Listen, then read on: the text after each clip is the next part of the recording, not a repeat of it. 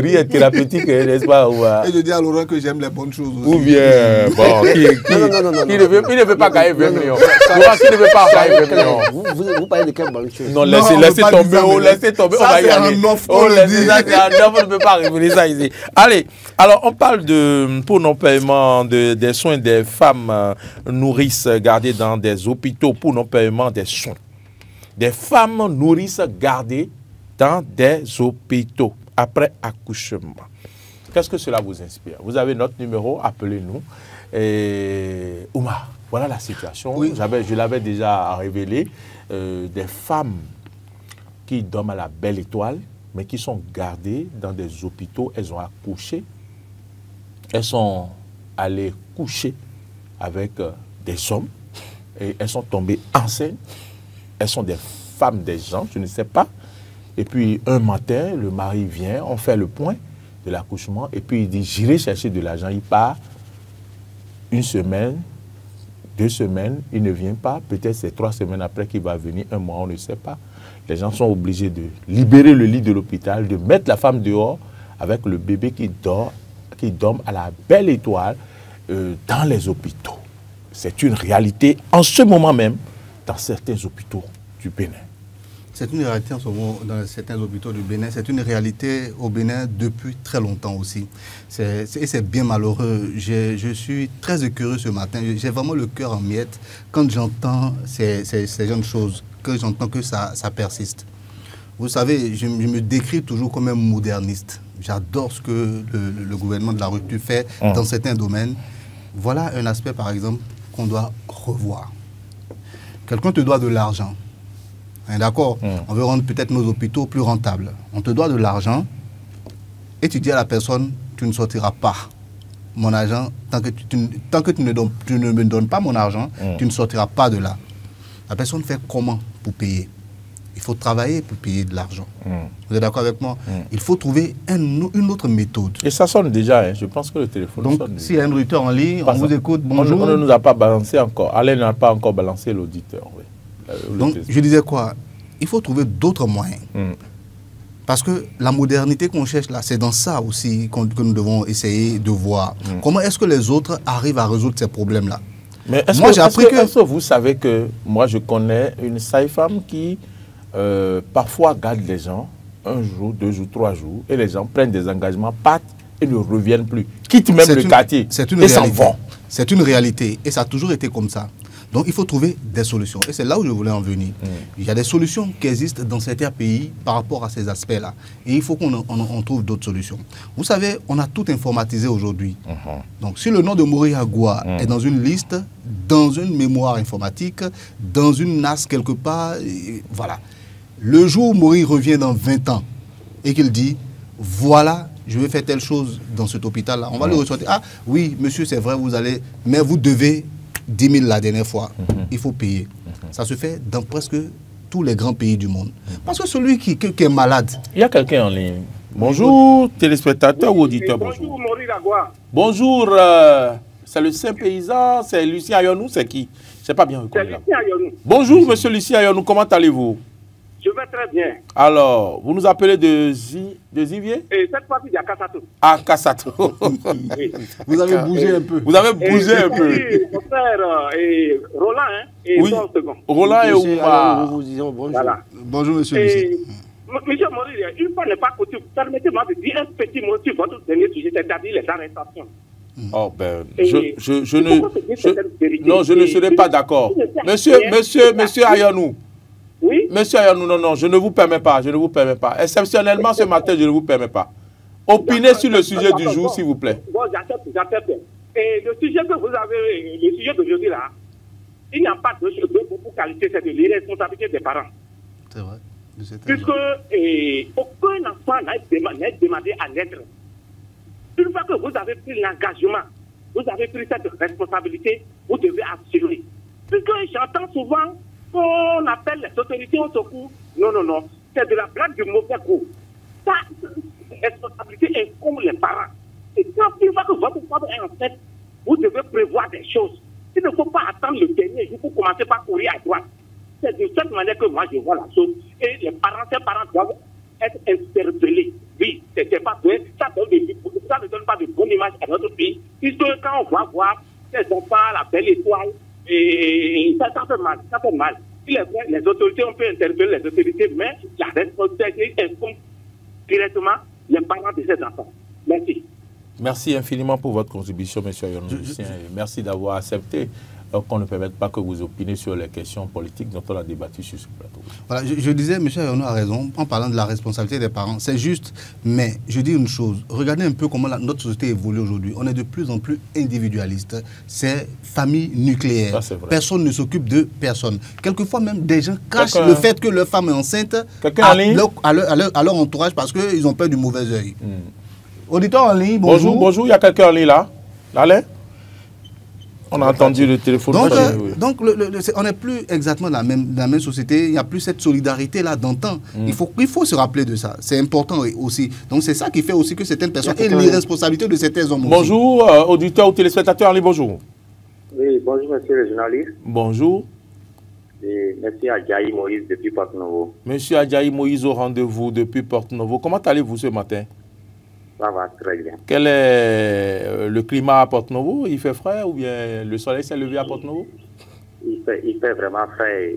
Il y a la pluie a goûté un peu ce matin. Oui. Je crois que c'est pareil à Calavi. Très bien, c'est pareil à Calavi ce matin. Alors, allez-y pour votre préoccupation. Et par rapport à ce sujet, sur un forum, l'année passée, il y a un an, quelqu'un avait posé le problème. Et moi, je me suis déplacé personnellement vers l'hôpital Omen. Oui. Pour aller m'inspirer un peu de la situation. Donc, j'ai rencontré le service qui s'occupe de ces cas. Et qu'est-ce qui m'a été expliqué? C'est qu'il n'y a pas un fonds destiné, un fonds social destiné à subventionner ces cas, mais le directeur de l'hôpital a pris la résolution en cas d'urgence où des femmes viennent accoucher. Sans un préalable, un minimum, sans la présence d'un parent ou bien ils n'ont pas de fonds, le directeur a pris des dispositions quand même pour qu'il y ait un fonds pour quand même servir aux soins avant que les parents ne viennent. D'accord. Et le constat est que chaque fois qu'on préfinance ces cas, les parents ne viennent plus rembourser. Alors que il n'y a pas un fonds destiné à résoudre ce problème et ça met l'hôpital dans des situations difficiles à résoudre. Oui. Et c'est ce qui a fait que désormais, quand on vous préfinance sans rembourser, vous ne rentrez pas. On vous garde. Et je me suis rapproché aussi de certaines femmes pour leur poser la question et elles ont confirmé. On a même appelé Dampoudi. Lorsque tu es venu, est-ce qu'il y avait un parent, qu'est-ce qu'on a fait? Elle a témoigné que tous les soins lui ont été faits.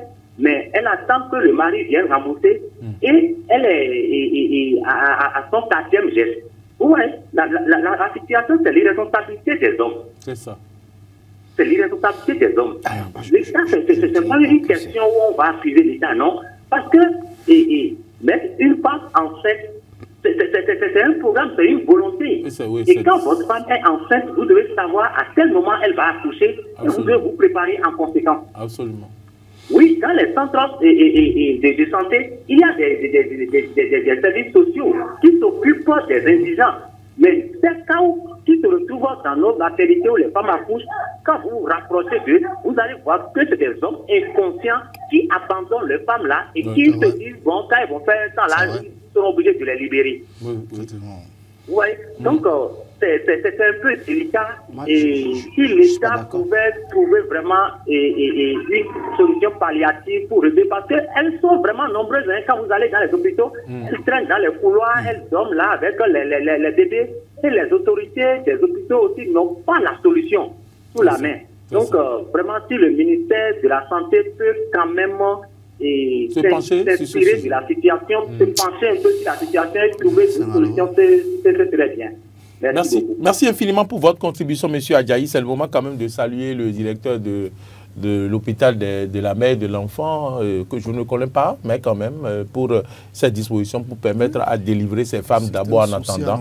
Mais voilà, la suite, malheureusement, c'est comme l'a dit M. Adjaï Moïse, c'est peut-être les responsabilités. Oui, Laurent veut réagir. Alors, d'abord, je voudrais quand même remercier le chef de l'État qui, en 2021, avait décidé que les malades qui étaient bloqués, soit libérés, guéris, soit libérés. Ah oui. Oui, il y avait une qui était sortie. Oui. Ah oui. Et en 2023 également, suite aux dénonciations des citoyens pour des femmes qui ont accouché, qui ont été bloquées à l'hôpital Ménotin et autres, la ministre des Affaires sociales est allée libérer ces femmes-là en payant les frais 23.